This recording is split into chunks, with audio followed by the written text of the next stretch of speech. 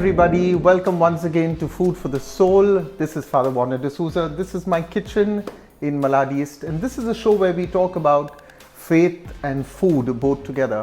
And today I'm going to continue with my teaching on Matthew chapter 5 verse 38 to 42. We are in the fifth hypothesis, if you've been following the series, where Jesus calls us to give more, love more, do more, unlike the Pharisees and the scribes of his time. So we're going to look at that and the teaching, and it's very interesting teaching. And while I do that, I'm going to today cook a superfood. Yeah, this is beetroots are superfoods because it's got magnesium, iron, potassium, vitamin C. It's great. It's absolutely great just to eat and very good for the health. And normally when you think of beetroot, you think like, oh, I don't want that. The first time I was introduced to beetroot was when we made a beetroot halwa in catering college, and the use of mawa in it is fantastic. You know, you can use beetroot to also take a little beetroot, mash it up, puree it, and then add it to a puri, and you get these lovely, beautiful red puris. Or you can add a little beetroot also to your chutney and change the color of the chutney, variate it.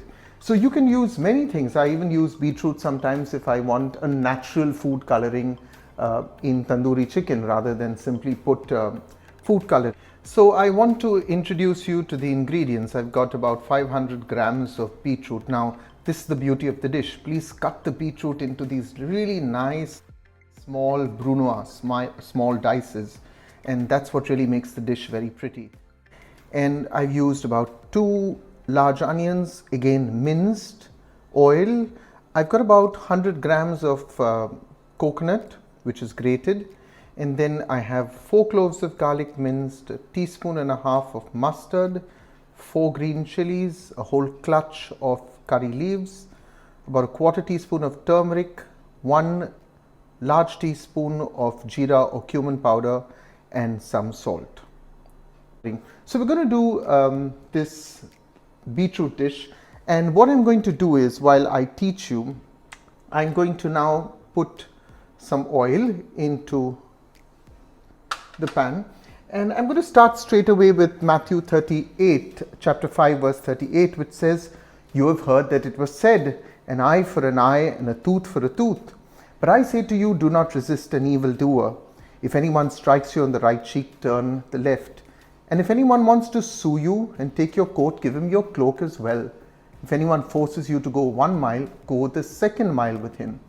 Give to everyone who begs from you, and do not refuse anyone." Now, many people have misunderstood this text. The eye for an eye and a tooth for a tooth is what is called the lex talionis. Mahatma Gandhi, in a way, misunderstood this when he said an eye for an eye and the whole world will be blind. It was not the way it was written. It was actually meant to limit retaliation. If I slapped you, you could only slap me back, not take my life. So this was at a time in the world where things needed to be limited. It's found in Exodus chapter 21 verse 22 to 25, and also in the book of Deuteronomy in chapter 19 verse 21. So this is our fifth hypothesis. Now, what is Jesus really saying when he says an eye for an eye and a tooth for a tooth, but I say do not even resist the evildoer? Many people think that Christianity therefore is a religion of people who are supposed to be doormats. Not really. What Jesus was really giving us was a strategy for winning. This was not passive resignation. This was a way to answer people non-violently, to use a kind of a psychological moral resistance. You slap me, great, come on, take the other one. To throw the guy completely, off their guard. So really it was a method of reconciling when Jesus says, do not strike the evildoer. And if anyone strikes you, give him the right cheek. It was really a way of reconciling. And then Jesus gives us 4 examples. He says, if anyone wants to sue you, take your cloak, give him your cloak as well. I want to explain one of these to you as we go along. But right now, I've got oil, and the first thing you want to chuck into the oil is some garlic. Now, I'm one of those chefs who uses my fingers, wash your hands, and I'm not going to be looking very pretty with this. So once the garlic, as you can see, is now sizzling, and the garlic, you want it to just take off the raw taste, nothing else. The more you burn garlic, I don't know what is the benefit. But now that your oil is hot, I'm going to add the mustard. I'm actually going to turn it up because I want the mustard to crackle. And so I put the mustard in, and I'm going to let the mustard crackle a bit. Now, interestingly, in clay pots, when you throw in mustard, you don't get the same crackling result as you would get in a normal pan, but allow it to crackle a bit. And then to this, I'm going to add the curry leaves. So curry leaves again gives you this fantastic flavor. You can throw in as much as you want, really, if you're not averse like me to eating a lot of curry leaves. I like to put quite a few. So there go in the curry leaves, and I'll give that a stir. And you can't smell it, but I can get this wonderful aroma. There go you can hear the mustard now crackling. And to this, I am going to add the green chillies and also the onions. So I've got 2 large onions going in, and this dish really requires you to cut your vegetables really nice and small and pretty. Take some time when you are making this dish. It requires your attention. It's a simple dish, but finally you don't want your beet to look like large lumps on a dish. It will kind of put you off. So I'm going to saute these onions, once again with onions in a dish like this. You don't want to brown them, you just want them translucent. You want them to lose a raw taste, because you're going to get all the color in the world from the beet itself. And while I saute this a bit, I'm going to go to the verse that I was talking to you about, where Jesus says, if anyone forces you to go 1 mile, go also the second. It's very interesting. This was taken really from a Persian concept borrowed by the Greco-Roman world. It was called the Pony Express. It's something like the courier of today, except it was forced. At the time of Jesus, the Romans used this very effectively. They would catch anybody on the road and say, take this from this place to the next place, and you were compelled. Remember Simon of Cyrene? He was compelled to carry the cross. It was a way of an oppressor of a foreign government, as in the case of Romans, exercising control over a colonized people. So what is Jesus really constantly telling us in these teachings? He's teaching us to be more loving in response very often to people who want to take away our rights. His method is very simple. Disarm people with your love. Disarm them. Just when they expect you to retaliate, disarm them. And that's the whole point. Very often we find in our lives that people are more on our hit list than they are on our prayer list.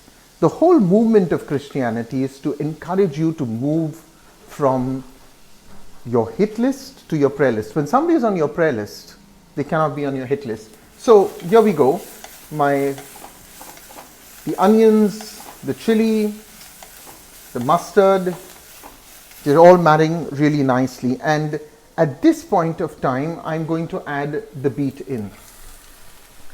So all of it. And I want this beet to cook. Really now, remember one thing, you don't want your vegetables to start getting, soggy. I think the problem with most people is that they allow vegetables to overcook. So here's a tip: whenever you cook your vegetables, if it's a hardy vegetable, a very strong one, it needs about 5 minutes really in a hot liquid, or even less, 4 minutes. But if it is a soft vegetable, it just needs about 2 minutes. So if you're making a vegetable gravy, my recommendation is make the gravy and then add to it the vegetables last minute. Put the gas off and simply cover it and you are done. Yeah? So when you eat a vegetable, make sure that your vegetables are crisp and not really soggy. So here's what I'm actually doing. I'm just giving this a bit of a turn and I'm cooking it. In fact, you can cover it and cook it for about 3 minutes, because remember, we've cut it really fine. We've cut it fine and we are now almost ready. At this point of time, I'm going to add literally the last 3 ingredients. First, a bit of salt.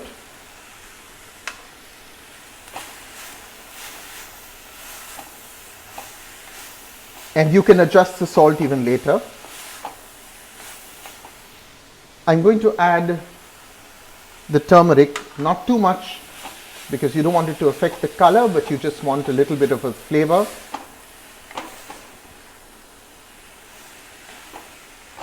And I allow that to stir in a bit. And finally, this is it. The jeera is really that gives it all the nice taste. I make my own jeera powder. Just get a little bit of jeera, roast it on a hot pan. So you can add a little more jeera later on if you like. You can taste it, check it out.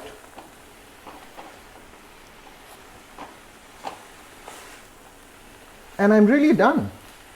So here's what I'm going to do.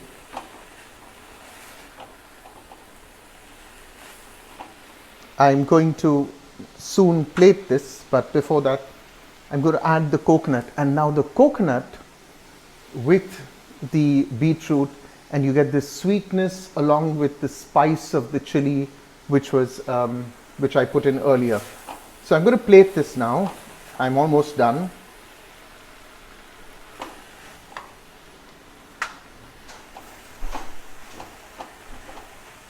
There you go. I just dropped in.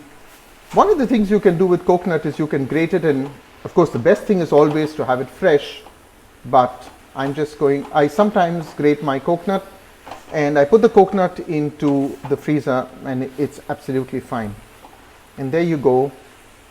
My dish is ready.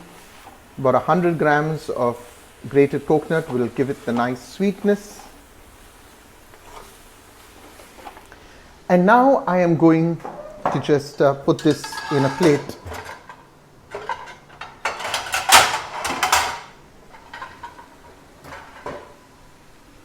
Here we are.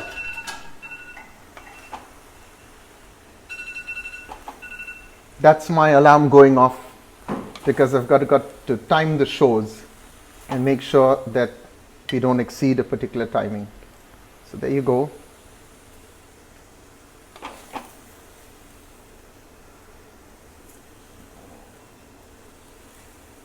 And I am done. Just give this section a little bit of a wipe. Here you go, a simple superfood for your family to eat.